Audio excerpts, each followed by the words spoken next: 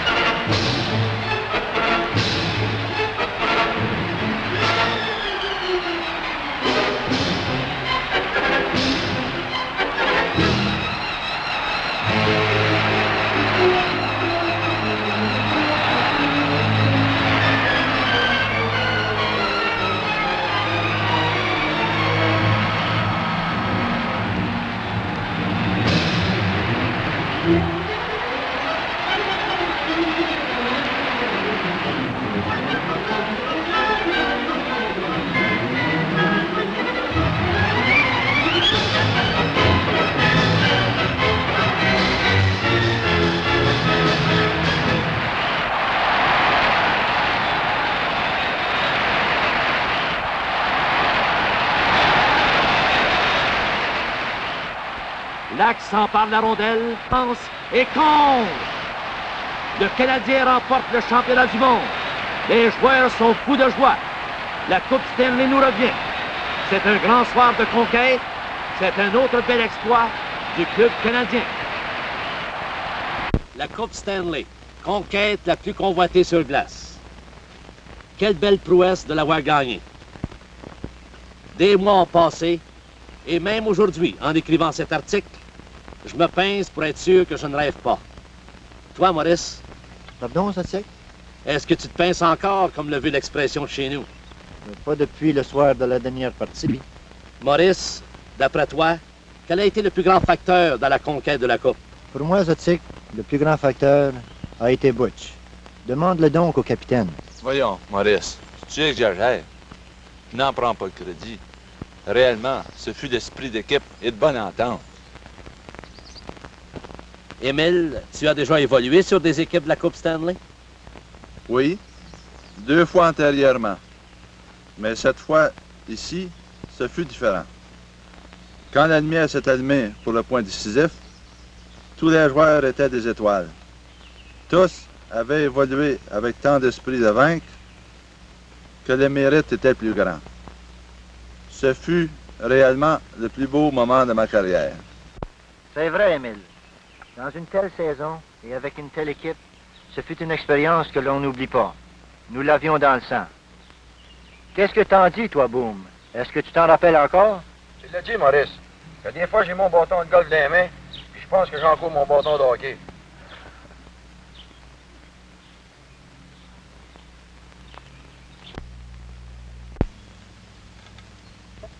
Un bâton de hockey?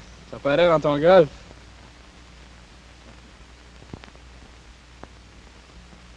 Bonjour Bernard. Bonjour, Zatic. Bonjour Dollar. Bonjour, Zatic. D'après toi, Boom, qui a le plus contribué à la conquête de la Coupe Stanley? Bien, franchement, Zatic, vu que tu me le demandes, je vais te le dire.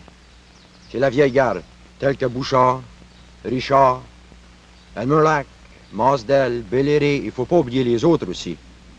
C'est à nous, les jeunes, de la conserver, la Coupe Stanley. Et peut-être aux nouveaux venus? Bien, tu sais bien, Zotic, il y aura toujours de grands joueurs dans la province de Québec. Oui, Bernard. Sur toutes nos patinoires, sur les glaces de nos rivières et de nos lacs, partout dans le Québec, nos joueurs d'avenir développent leur physique, pratiquent et apprennent les notions qui font que le hockey est le jeu le plus fameux du monde.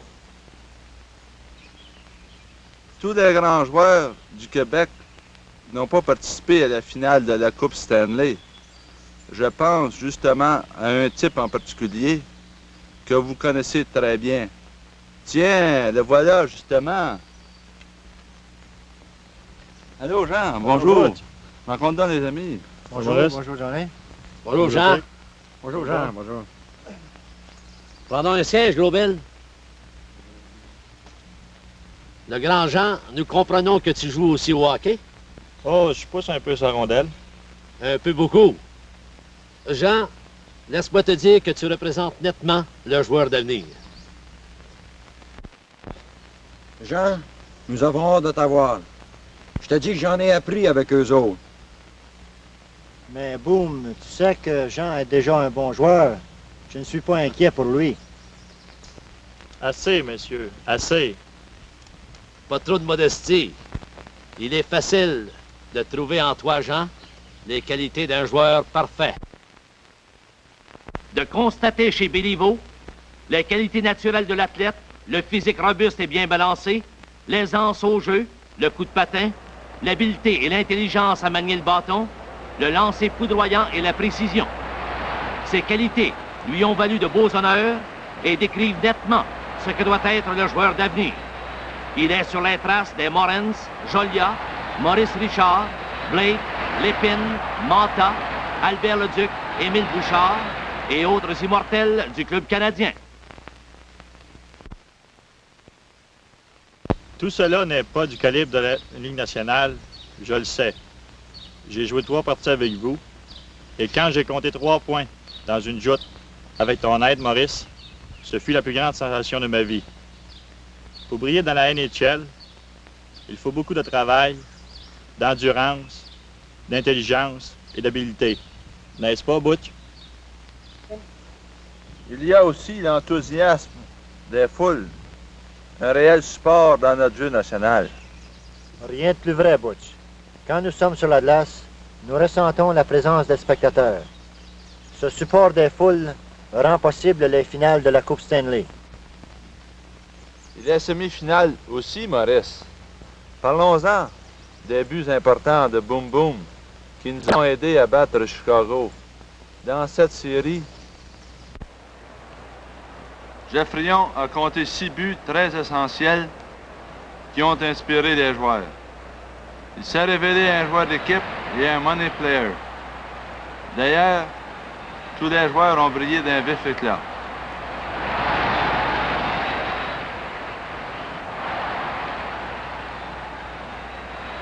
Maurice Richard a ensuite accompli du beau travail.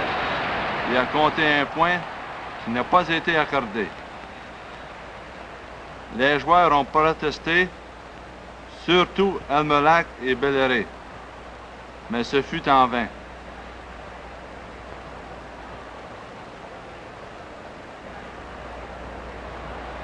Meagher a aussi compté un but contesté par Chicago.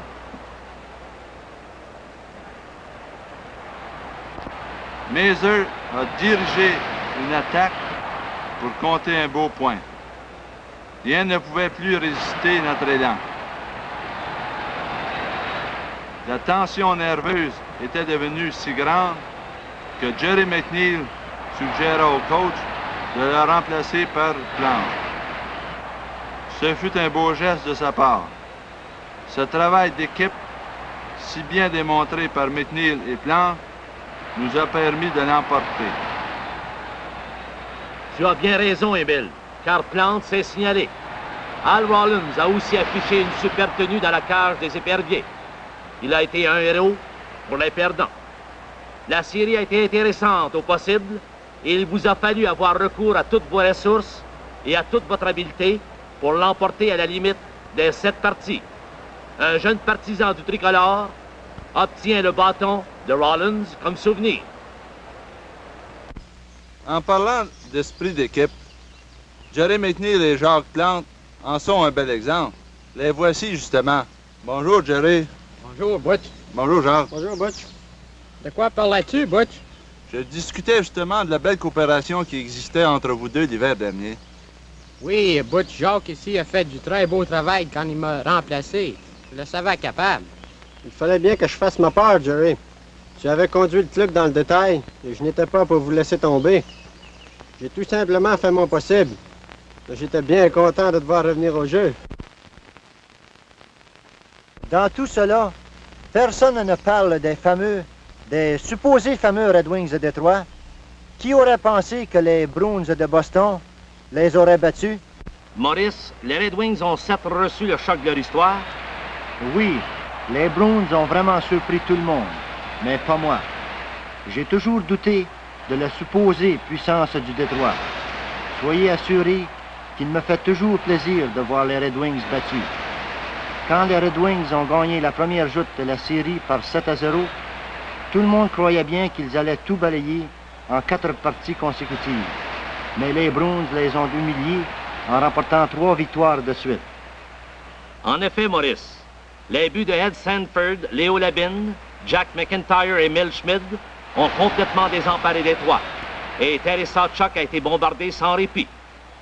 Lui qui était supposé être invincible a croulé sous les attaques incessantes de cette équipe.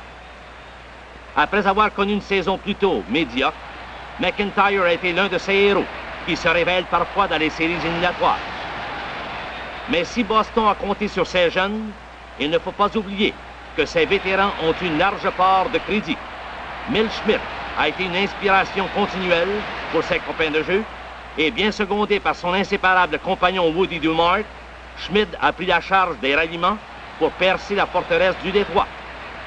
Et que dire de Sugar Jim Henry, qui a exécuté des arrêts prodigieux et qui a continuellement tenu la grosse ligne du Détroit en respect.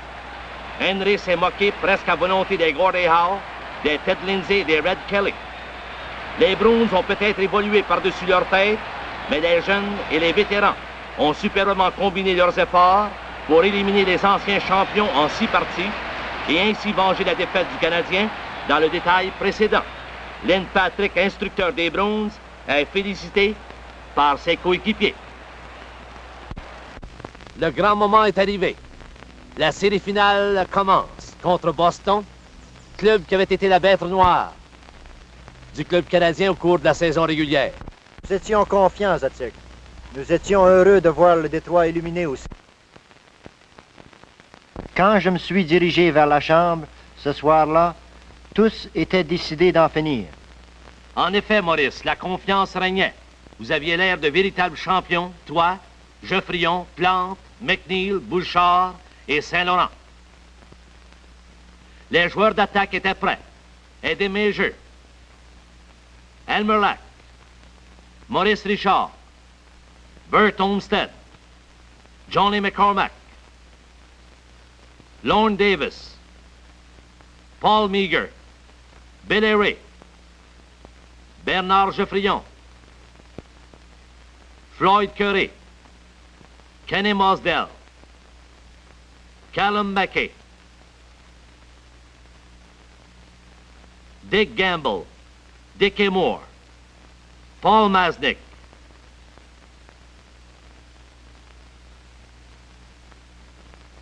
et les joueurs de défense, Doug Harvey, le capitaine Émile Butch Bouchard, Bud McPherson, Tom Johnson et Dollard Saint-Laurent.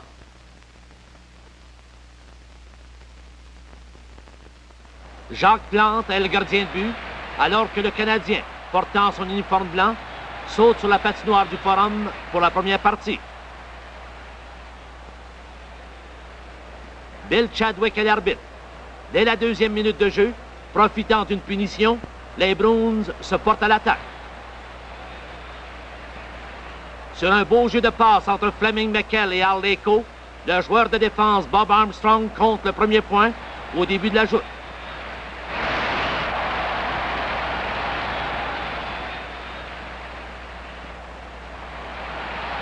Une minute plus tard, c'est au tour de Butch Bouchard de visiter le banc des punitions. Les Bruins organisent d'autres jeux de puissance, mais cette fois, Plante les repousse. Toutefois, en bloquant le dur lancer de l'Écho, le Cerbère du Canadien est blessé. Soigné par l'entraîneur Hector Dubois, Plante doit visiter la chambre des joueurs et la partie est arrêtée temporairement. Dans la 14e minute de jeu, Dickie Moore enlève le disque à Godfrey, passe en avant et la rondelle dévie sur un patin de Henry pour égaler le score. Maurice Richard déclenche une belle montée, contourne la défense et passe habilement à Mazur, qui lance. Nous sommes maintenant dans la deuxième période et Kenny Mosdell fait dévier un lancer de Mazur pour donner l'avantage aux Canadiens.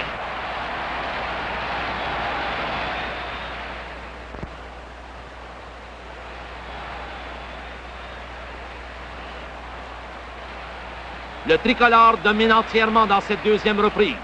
Les Bruins se ressentent beaucoup de leur inactivité de 4 jours et aussi de l'absence de leur capitaine Milchschmidt qui est blessé.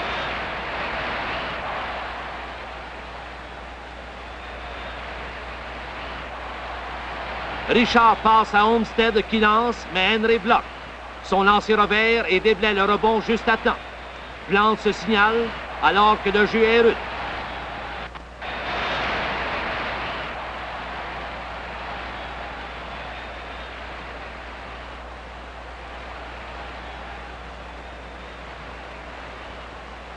Voici le lancer de Olmsted, pris au ralenti.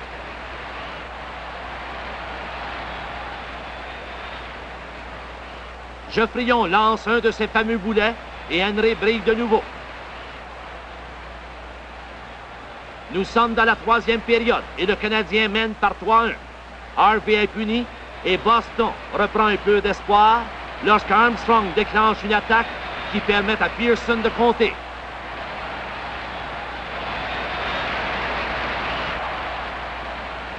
Une minute plus tard, Richard compte un de ses buts spectaculaires. Voyons l'élan du Rocket au ralenti. La foule est en délire et Richard est félicité par ses coéquipiers.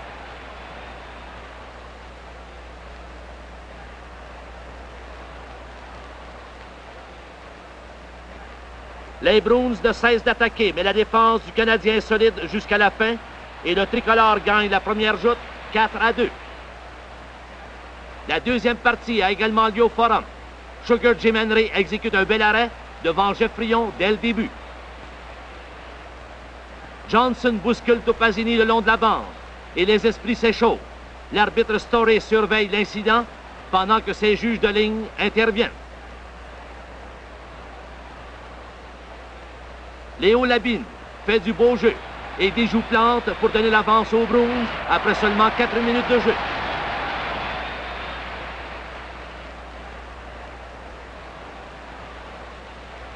Fleming McKell trouve la vie dure aux mains de Mosdell et Masnick dans un coin de la patinoire.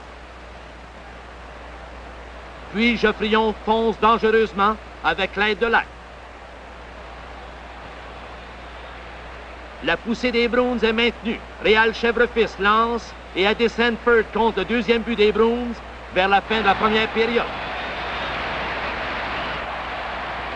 Red Henry remplace Jim Henry blessé au début de la deuxième période et Olmsted compte le seul but du tricolore dans cette joute.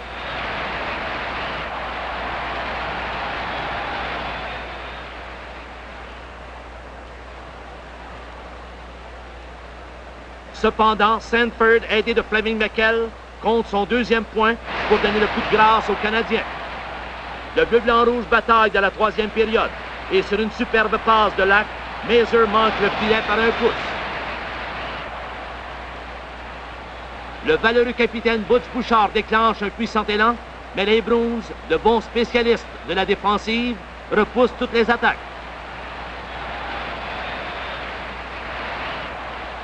Le vétéran Milchschmidt compte le dernier but du duel. Son retour au jeu a inspiré les Bostonnais.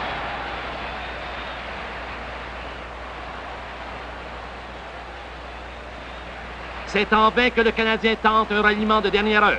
Red Henry ne faiblit pas.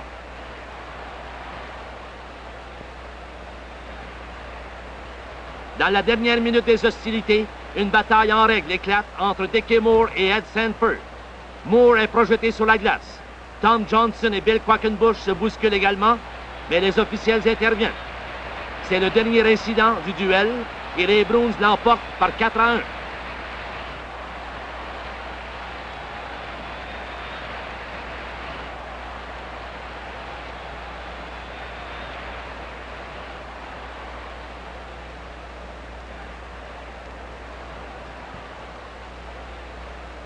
Nous sommes maintenant au Garden de Boston pour la troisième joute de la finale. Le Canadien a endossé le bleu-blanc-rouge foncé et Jerry McNeil a repris son poste dans les filets.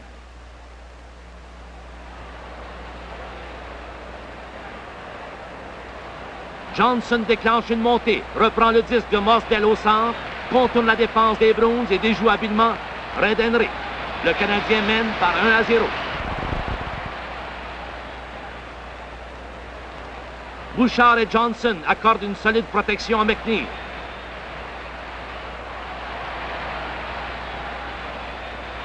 Dans la deuxième période, Eddie Mazer fonce, mais son lancer est écarté.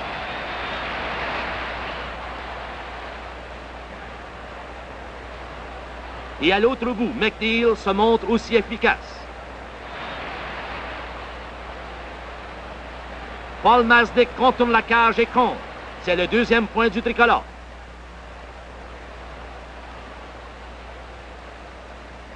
Dans la troisième période, Red Henry bloque un lancer, mais une minute plus tard, Bouchard laisse partir un boulet de la ligne bleue et Mosdell fait dévier le disque pour porter le score final 3-0 et assurer un gain important. Henry McNeil exécute 2 arrêts superbes et le petit gardien de but du Canadien, blessé à une jambe, préserve son blanchissage. Dans la quatrième joute à Boston, dès la première attaque, Lorne Davis score et le Canadien prend les devants 1-0.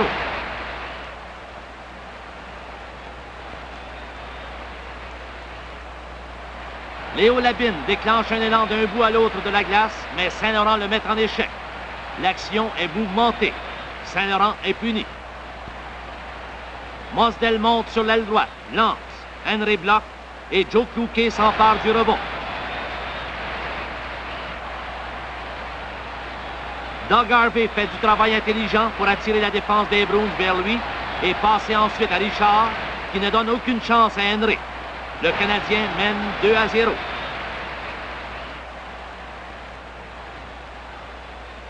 Cloutier tente de déblayer, mais Dickie Moore intercepte et il déjoue Henry pour le troisième point du tricolore. Moins de 2 minutes avant la fin de la première période, Dumart prend la défense du Canadien au piège et permet à Creighton de compter le premier point du Boston.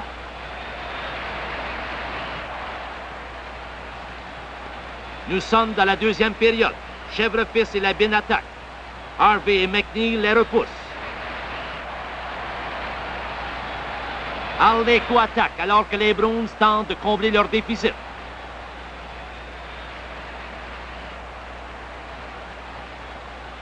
Les tombe. Geoffrion s'empare du disque, pénètre dans la zone des Bruins, tricote et sur un lancer revers, compte un point de toute beauté. Le score 4-1 pour le Canadien.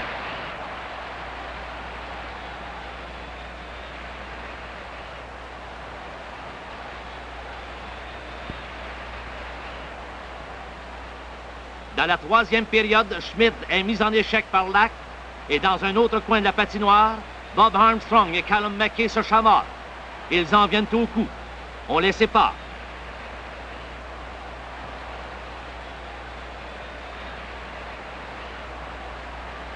Ils se voient infliger chacun une double punition mineure.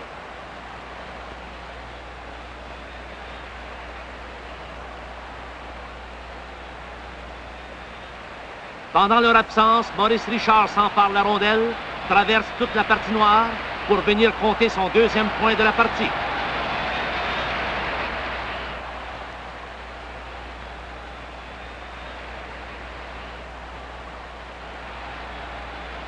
Deux minutes plus tard, Léo Labine fait une habile passe à Schmid qui compte le deuxième but de son club.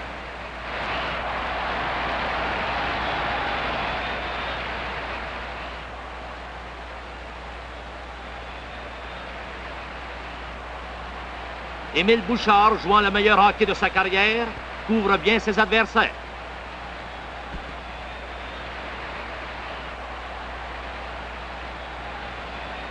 Les Bruins ne cessent d'attaquer et parviennent à réduire le pointage 5-3 lorsque Labine compte à son tour.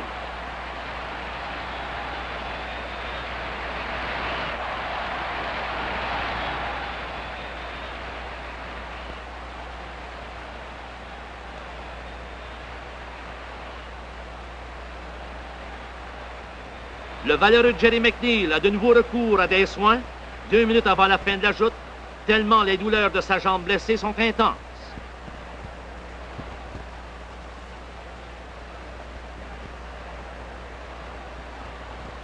Lynn Patrick a retiré son gardien de but du jeu. Un moment plus tard, Callum McKay compte dans le filet désert. Henry est revenu et Richard compte son 3e point de la partie pour porter le score final 7-3. En avant par 3 gains contre 1, vous commenciez à avoir la Coupe Stanley. Tiens, voilà Elmer Lack. C'est lui qui a donné le coup de grâce. Oh, j'ai aidé chanceux. Ça, c'est bien, Elmer. Il appelle ça un coup chanceux. Tu l'as bien mérité, ce but historique, Elmer. Si vous voulez, messieurs les champions, nous allons reparler de cette fameuse dernière partie. La tension était partout grande quand vous avez sauté sur la glace pour cette dernière joute. Dans ce 5e et dernier duel disputé au Forum, la tension est grande tant chez la foule que chez les joueurs. Boston veut éviter l'élimination et les As du Canadien sentent déjà que la victoire finale est proche. On ne pense plus à la fatigue ni à l'épuisement. Sugar Jim Henry retourne au jeu. Le Canadien se lance résolument à l'attaque et Henry brille sur un lancer de Bellery.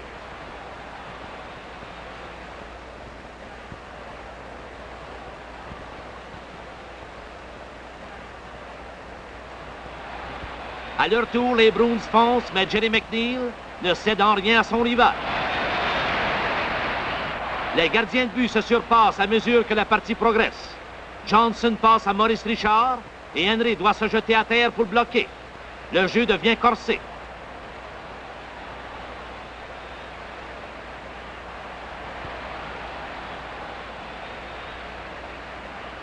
Les Bruins donnent la réplique et se lancent à l'offensive. McNeil repousse une attaque à fond de train de Sanford, Labine et Topazini.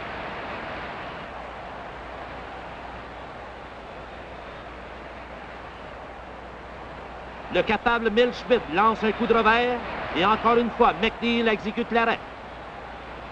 Les élans de toute la longueur de la glace se multiplient.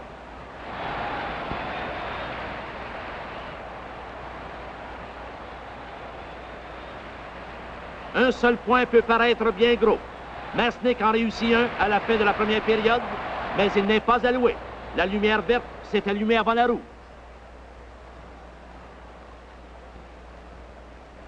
La deuxième période donne encore lieu à du jeu serré et la tension grandit de minute en minute. Un seul point, se dit-on. S'il peut être du bon côté.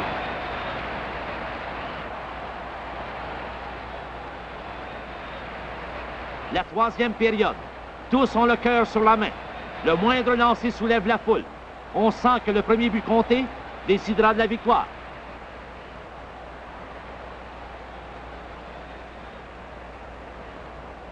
Bill Chadwick met la rondelle au jeu pour le début de la période supplémentaire.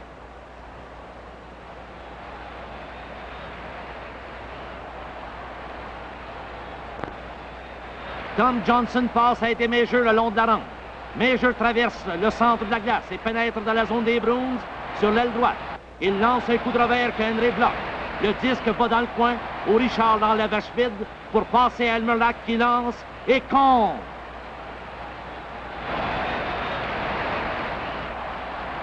Le Canadien est champion. Lack est presque étouffé par ses coéquipiers qui sont fous de joie. McNeil est porté en triomphe par Curry et Harvey. La Coupe Stanley est apportée sur la glace. On la revoit après 7 années. Les joueurs jubilent et la foule délire. Clarence Campbell, président de la Ligue de hockey nationale, fait l'éloge des vainqueurs et des perdants. Le capitaine Butch Bouchard s'empare du trophée tant convoité et les vaillants joueurs du club canadien admirent cette fameuse Coupe Stanley. C'est le plus beau jour de leur carrière. Ils s'agrippent à la coupe. Ils veulent la toucher, car elle est la récompense de tant de labeur et de persévérance. Ils s'y agrippent avec tant de ferveur qu'ils semblent résolus de la conserver longtemps, longtemps.